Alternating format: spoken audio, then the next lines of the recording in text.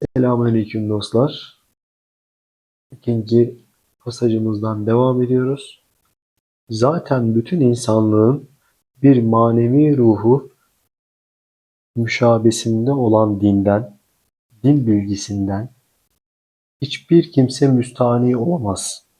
En eski zamanlardan beri gerek iptidai kavimlerden ve gerek medeni müterakki milletlerden hiçbiri yoktur ki dine bağlı bulunmuş olmasın.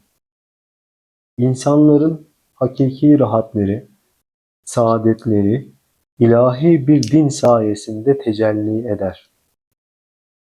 Düşünceli şahsiyetlerin ruhları, vicdanları ancak böyle bir din sayesinde huzursuzluktan kurtulur, sükunet bulur.